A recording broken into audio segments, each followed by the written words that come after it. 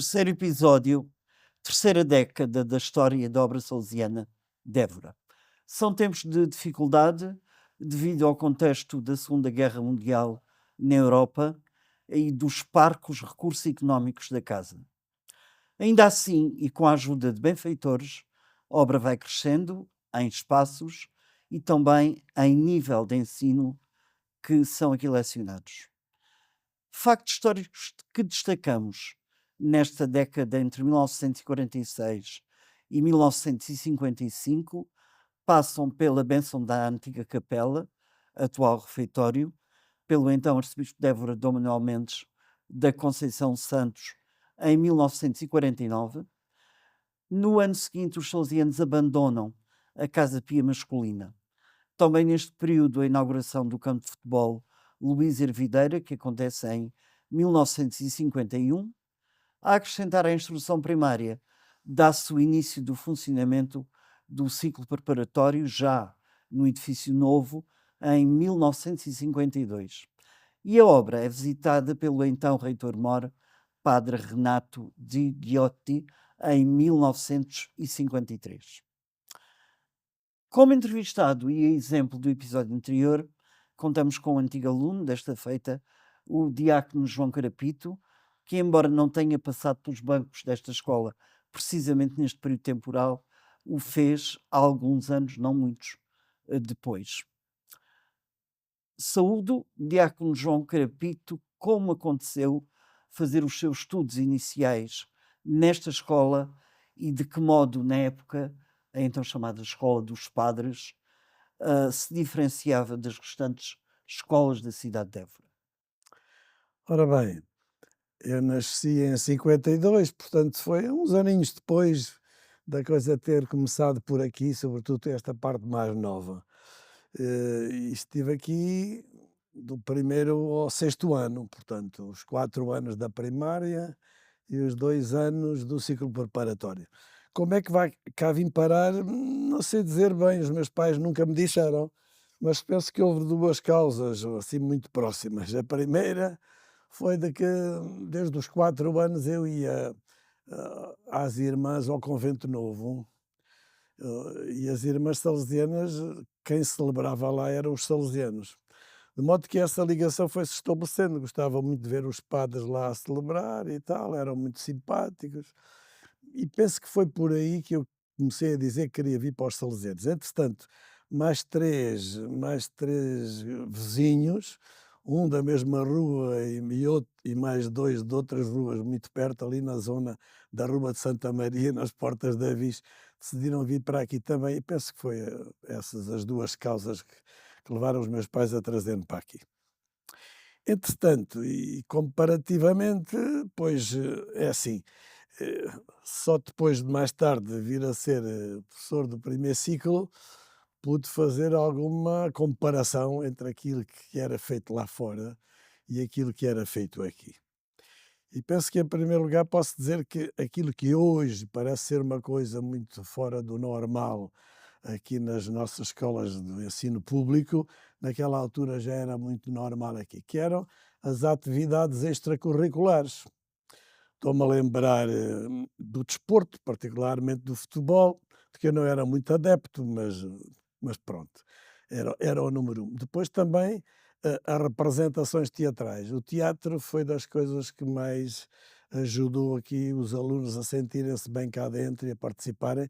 Lembro-me de ter entrado em muitas peças de teatro na altura da Páscoa, na altura do Natal, no fim do ano. Peças essas que foram levadas também às vezes lá fora, como ao Teatro Garcia de Rezende e também ao Salão Central Iburense, que foi agora recuperado. Ainda me lembro de algumas vezes termos lá ido, fazer a representação de coros, no caso, alguns cânticos que eram muito próprios, sobretudo da altura da Também a música. da primavera. Portanto, o teatro, a música, particularmente com os coros, ainda com o seu padre, o senhor padre que agora Moraes, a tocar, o seu padre Moraes a tocar.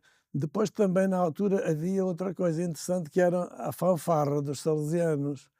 Os miúdos éramos todos vestidos de igual, uma camisola, sweatshirt avermelhada, E depois íamos então a quase todas as procissões da cidade, tocar e tal, os tambores, as cornetas e tal. E ainda me lembro de termos ido a uma procissão a Monte do Trigo. Portanto, o teatro, o futebol, o canto coral, a fanfarra, foram daquelas coisas que mais marcaram. Depois, outra coisa que eu julguei sempre fundamental e que só mais tarde via perceber porquê, não é? Que aqui se fazia, que era o acompanhamento dos miúdos nos recreios, não é? Sempre nos recreios havia um, dois, três salesianos, um num pátio, outro noutro, e só mais tarde vim a perceber que isso fazia parte da Da pedagogia. pedagogia preventiva de São João Bosco, mas na altura era notório. Depois, o que é que ia dizer mais? Ia dizer que os recreios, para além de serem acompanhados, também nas aulas não se notava grande diferença, penso eu, daquilo que eu comecei a fazer enquanto professor e o resto.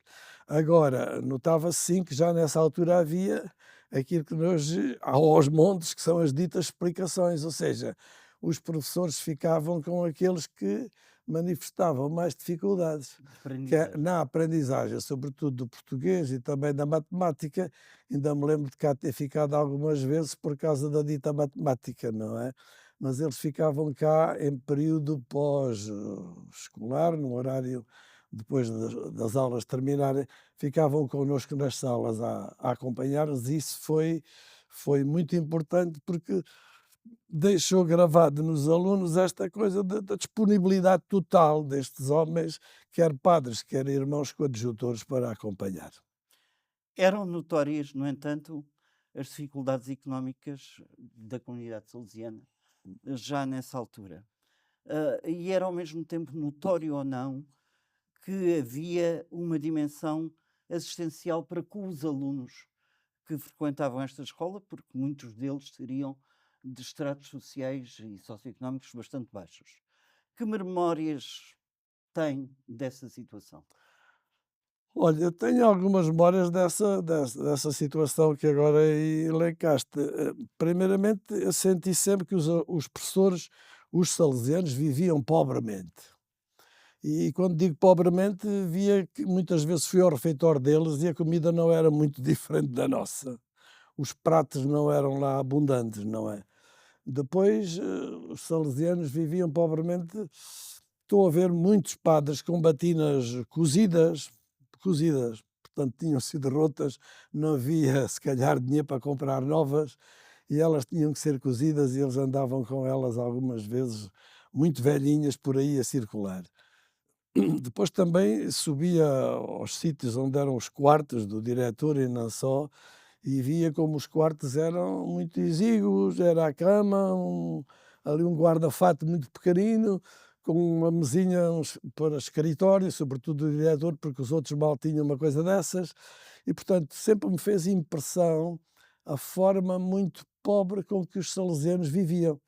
E isto porque depois também olhar para aqueles que cá estavam na escola, eh, como nós costumamos dizer cá no Alentejo, acho que dizia a bota que a perdigota, quer dizer, vinham para cá alunos descalços e alunos calçados, vinham para cá alunos que mudavam de roupa todos os dias e aqueles que traziam a mesma roupa durante a semana toda, não o mesmo bíblia, etc.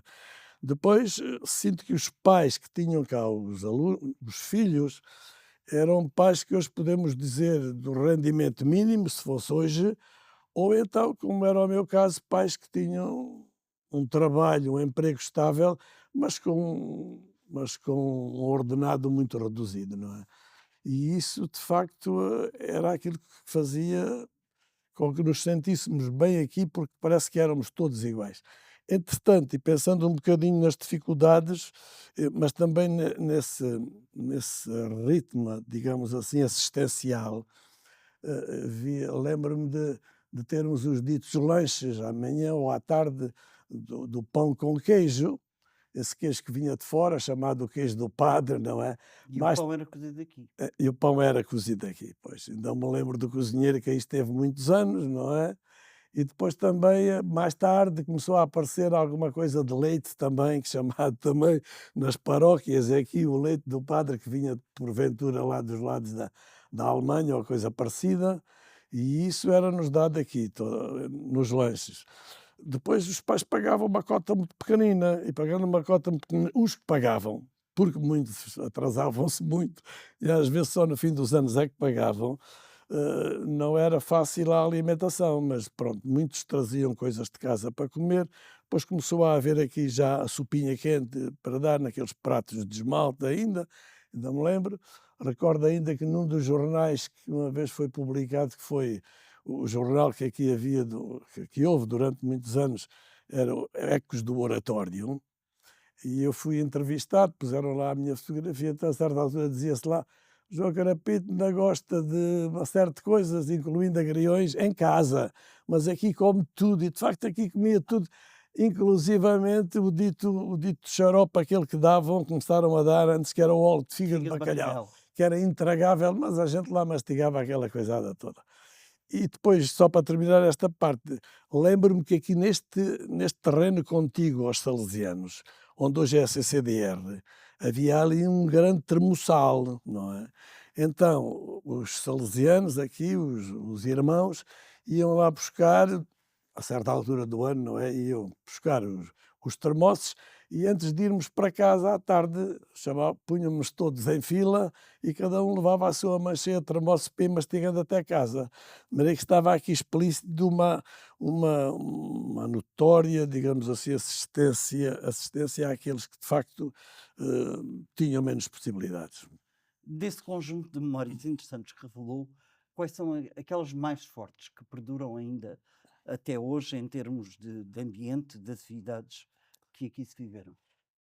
Olha, a primeira de todas que me sai assim já à vista é o primeiro dia que vim à escola e que fui recebido pelo padre Fernando Valente ali no meio do pátio. Eu vinha com a minha mãe. Não me quero emocionar muito, mas ainda hoje me lembro, quer dizer, era uma figura que tinha tanto de austero como de simpático e de acolhedor, de afável. E sinto que ele me recebeu ali como se fosse ele uma personalidade importante, que vinha para o oratório que onde era um gaiato igual aos outros. Portanto, essa foi a primeira coisa que me marcou de uma forma fundamental, não é?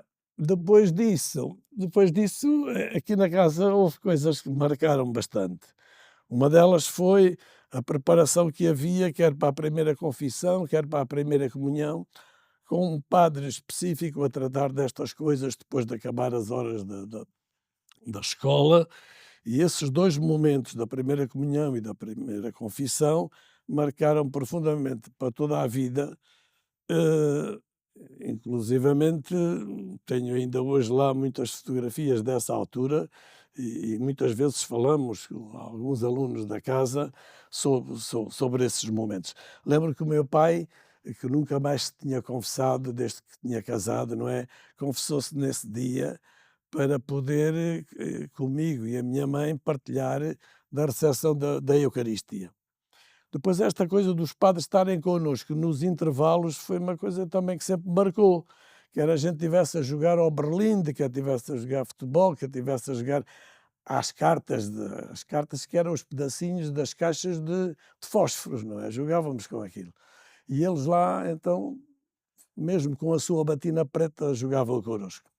Houve uma coisa que me marcou bastante também nessa altura, e nunca mais esqueci, foi tivemos ansiosos durante alguns meses, porque diziam que vinha cá o padre que mandava nisto tudo, que era Que era o o Ricardo chamado padre provincial, não é? E que na altura era o padre Armando Monteiro. De maneira que andava tudo, e vem cá o padre, manda isto, a gente tem que se portar bem, mas não sei quanto e tal. E no fim de contas o homem chegou e aquilo desvaneceu-se, aquela ansiedade toda, por uma coisa muito simples, é que ele agarra na batina, mete a batina dentro do bolso do lado direito, e começou a jogar à bola connosco. E eu vi naquele homem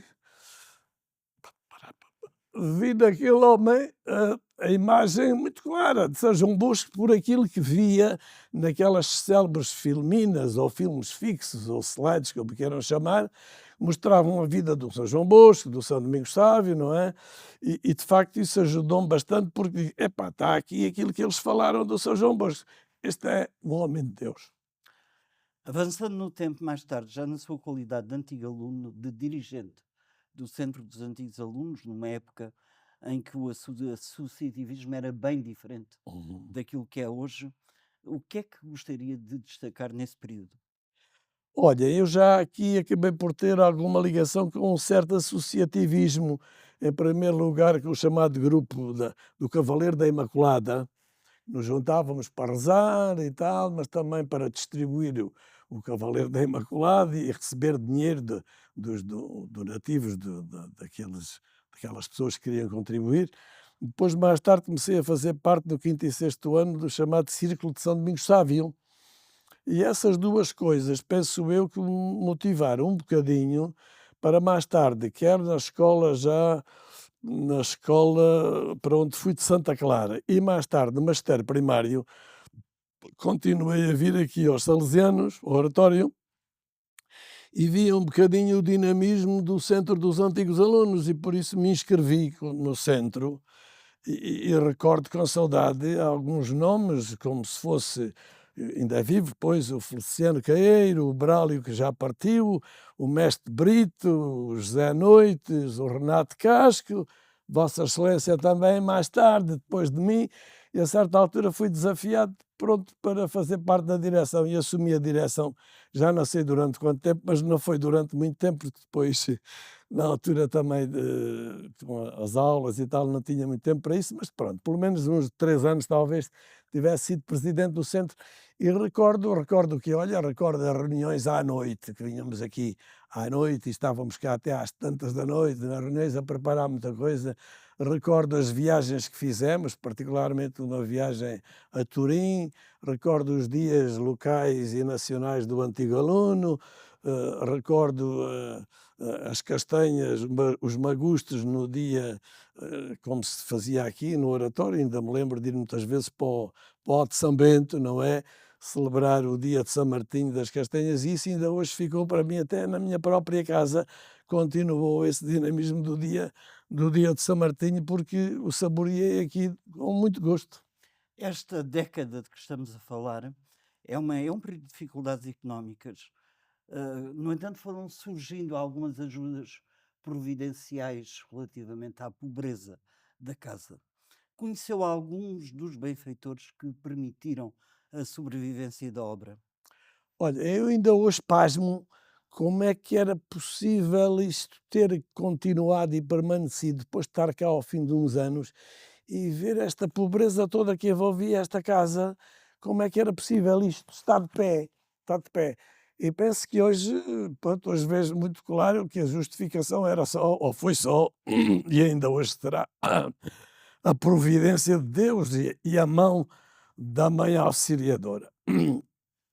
Mas também me lembro de ver aqui muitos benfeitores com alguma regularidade. Nas missas, nas festas, as grandes festas tinham uma mesa especial onde estava o bispo, o diretor e depois os, os benfeitores que eram convidados, e alguns que não vinham cá tanto, mas que eu sabia que eram benfeitores. Estou-me a lembrar de 2 famílias que moravam aqui no Largo de Serpa Pinto, no Largo das Alterações, onde hoje é o tribunal, Já não é. já não é, pronto, onde foi, que era a família Fiusa, e do lado oposto a família, talvez, do Duarte Silva, ou coisa parecida.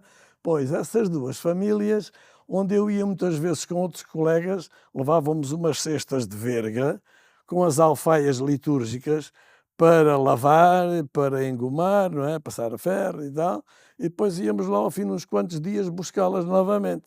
Portanto, essas 2 famílias ajudaram bastante os salesianos. Depois lembro-me de outros, a Dona Maria José Saturnino, que vivia por cima daquilo que hoje é a livraria salesiana, onde nós íamos também muitas vezes buscar, às vezes era só buscar uma carta, um envelope para o Sr. Padre Diretor, que já se sabia o que é que lá vinha, não é? Nessa altura, eu lembro-me, era o padre Machado. Padre Machado. Depois essa senhora terá deixado, julgo eu, não é? O edifício aos salesianos, também às irmãs salesianas, aquela parte de trás, e mais alguma coisa que se calhar não se sabe assim publicamente. Depois lembro-me da família Potes, não é? A família Potes, aqui, junto quase ao Calvário, uma família muito dedicada aos salesianos e que deu tudo e mais alguma coisa. E estou a recordar que quando o senhor morreu, o esposo da dona Rosinha Potes, os miúdos foram todos em cortejo ao funeral e tal, porque ele tinha sido uma grande coluna que sustentar os salesianos. E e por fim, outras 2 famílias, que é a família Margioque, do Monte Monte das das Flores. Flores, onde fui muitas vezes ao domingo de charrete com os padres salesianos que iam lá celebrar a missa e nós brigávamos aqui para podermos ir 2 Para ajudar à visitar. missa, até porque nos davam a seguir 5 escudos a cada um. Naquela altura 5 escudos era um dinheirão, de maneira que a gente fazíamos brigas para poder ir com os padres. E depois os condes de Vilávora, ainda lá fui a casa várias vezes também, com o seu padre diretor na altura, os condes de Vilava que foram e continuam a ser, postumamente, não é, os grandes benfeitores desta casa. Portanto, penso que a providência de Deus se encarregou de tomar conta dessas pessoas para mexer os seus cordelinhos lá do céu cá para a terra.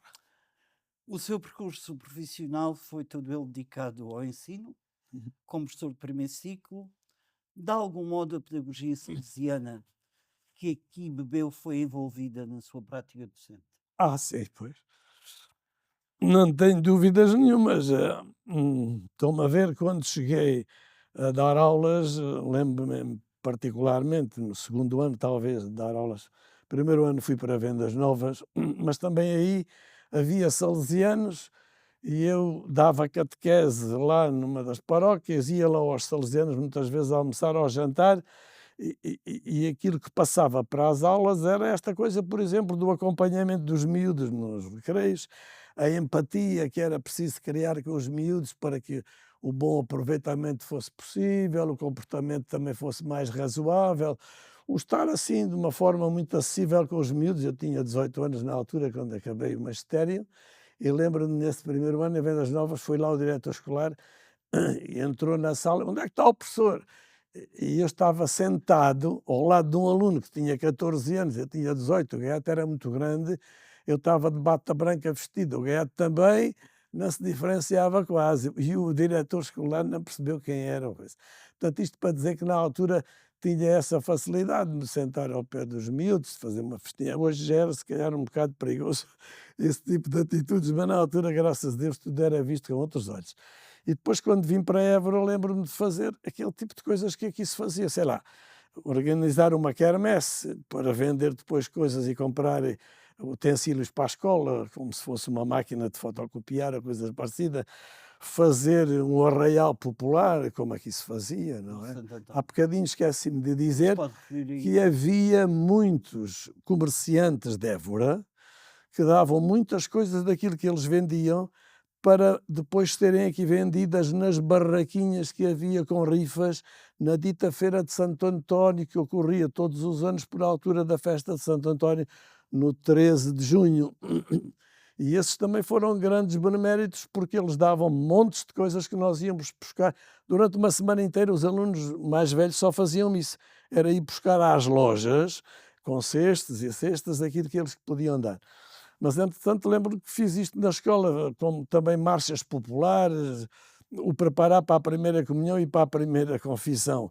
Estou-me a lembrar na escola dos Canaviais, aconteceu que teve que fazer isso algumas vezes fora do contexto escolar, o organizar jogos entre pais e filhos. Bom, essas coisas todas não tinham a ver com aquilo que se fazia lá fora, a não ser na chamada mocidade portuguesa, mas tinham a ver com o espírito que aqui bebi e com aquilo que aqui vivi.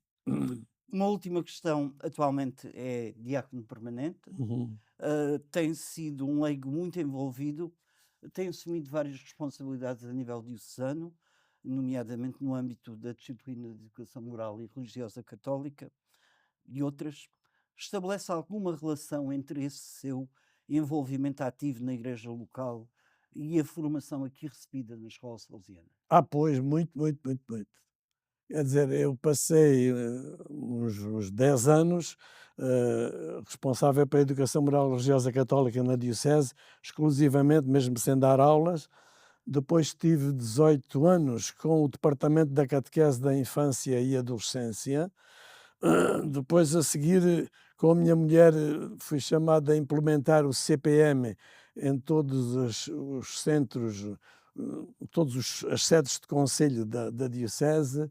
Tive durante 10 anos também como redator do jornal A Defesa, e depois, quando mais tarde o senhor Dom Maurílio me convidou para ser diácono permanente, não hesitei logo a dizer que sim, porque aquilo que fazia até então era quase essa coisa antes de ser ordenado, como depois de ordenado, e disse com toda a naturalidade que sim.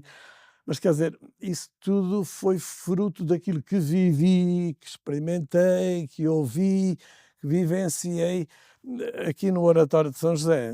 Portanto, não foi fruto do meu esforço, nem das minhas capacidades, não, foi fruto daquilo que aqui bebi e, no fundo, também da providência de Deus, que continua a olhar para mim e se calhar a resguardar-me de muitas coisas que poderiam ter acontecido de mal e não aconteceram, se calhar, na minha vida, se não fosse essa providência de Deus e a assistência de Maria Auxiliadora, visto que foi aqui também, depois da igreja já ser inaugurada, já o meu tempo já tinha, foi no ano a ter saído de cá que a igreja foi inaugurada, e mais tarde casei aqui também na igreja de Salesianos. E há uma coisa que me marcou sempre para toda a vida, que foi isto: em diferentes momentos e locais onde trabalhei, muitas vezes, sobretudo os empregados, me diziam: "Ó, professor João, ainda nunca ouvi triste, porquê?" E eu: "Olha, eu só tenho uma explicação para isso. De facto, muito raramente me devem ver assim muito chateado. É que eu aprendi nos salesianos, ouvia muitas vezes isto, a respeito do São Domingos Sávio, que fazia consistir a santidade em estar alegre.